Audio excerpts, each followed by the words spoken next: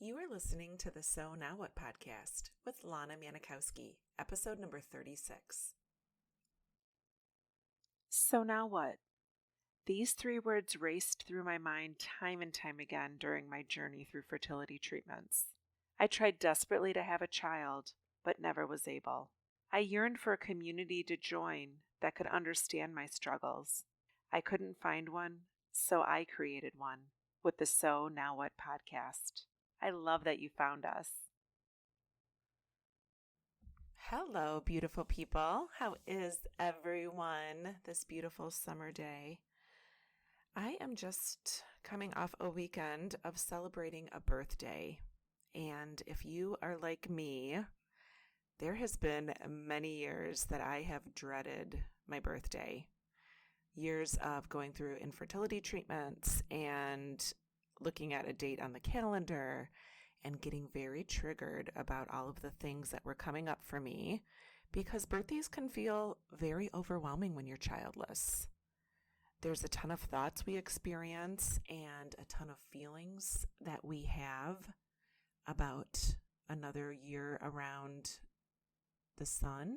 And I thought I would talk today about birthdays and give you an opportunity to think about some things that you haven't thought about before when it comes to celebrating a birthday. But before we do that, I want to tell you that feeling freaked out about your birthday coming up is not a problem. There's nothing wrong with you if you're feeling that way. And so let me get clear that just because I have evolved a lot in my journey does not mean that I do not have thoughts and beliefs about my life that are different than yours. I am just at a point in my journey where I'm capable of judging whether those thoughts are the ones that I want near me, whether they're thoughts that are going to help propel me into the future that I am looking to create with my life. But let's talk first about what are some of the common things that come up for us around birthdays. When you're childless and you've gone through multiple rounds of IVF cycles, you might think, one more year of failed cycles, one less year that it will happen for me naturally, that I'll just all of a sudden be able to get pregnant without it even being a medicated cycle. How about putting my life on hold for another year? Another year missing out of raising kids with my friends. These are all just really common things that people believe when it's time to pull out the birthday candles and have the birthday celebrations. And I spent the last several years of my life dreading my birthday. In general, I'm not a big birthday person. A quiet night out does me just fine. And this week's podcast, I would love to share some things that have taken the sting away just a little bit when it comes to celebrating my birthday. So the first thing that I'd like to offer you is just realize that birthdays are going to happen every year, and we can move forward with having a lot of anxiety about them and judgment of ourselves for the things that we believe we've not accomplished yet. Or we can decide that we want to take control over how we want to feel. So if you're feeling defeated, you're feeling depleted, disappointed, you're not alone. So many of my students, including me, have spent years with so many feelings around their birthdays. And we just can decide that we want to start to normalize our thinking. There's absolutely nothing wrong with having these feelings or thinking thoughts that don't include balloons, champagne, a boatload of people singing you happy birthday. And I got to thinking about my birthday and challenged myself to get in tune this year with how I wanted to approach things differently this year. So before I do that, I want to ask you why you think birthdays are celebrated. We just automatically have a first birthday, and from there on out, it's just every year on a date on the calendar. But have we ever stopped to ask, what are we celebrating? What are we When we blow out the candles on a cake, why are we making a wish? So yes, a birthday does signify the day you came into the world. Benefits include, for me, free Starbucks, gathering a group of friends or family, getting some good presents, which I got several of this year. So those who are listening, especially my father-in-law, my parents, my sister, you guys totally spoiled me this year. And of course, my hubby, who took me to see Moulin Rouge and got us great seats right on the ground level. It was awesome. Free desserts at a restaurant, another perk of having a birthday. But really, what does that mean about you? So I want you to think about what it means about you being born. We are all going to do this together, so I want you to pause. I want you to pull out a piece of paper or your journal, and I want you to do this. I want you to make a list of all the things that you have done since your last birthday. Even if it's not your birthday, I don't care if your birthday was yesterday and you've only had 12 hours into this new year of yours. I want you to list down all of the things that you have done and accomplished since your last birthday. I'm going to tell you some of the things that showed up on my list. I started a podcast. We sold our house. I took action by creating a community with Stitch Coaching. I put together the first ever Others Day brunch. I started journaling regularly. I definitely started to take control of my emotions and question my beliefs. So these are just some of the things that I have to celebrate about me this year. And I think if you review the list of things that you come up with, they don't have to be earth-shattering. Maybe you started working out 2 days a week. Maybe you started journaling. Maybe you started food planning. But there is so much that we are willing to give away when it comes to recognizing ourselves when a birthday comes along, and let the feelings of disappointment and being childless and not having yet achieved a goal overshadow all of the things that we have accomplished. So the exercise does not stop there. Now, the next thing I want you to do is go through and do some future self work. So we've talked about the future self before in previous episodes.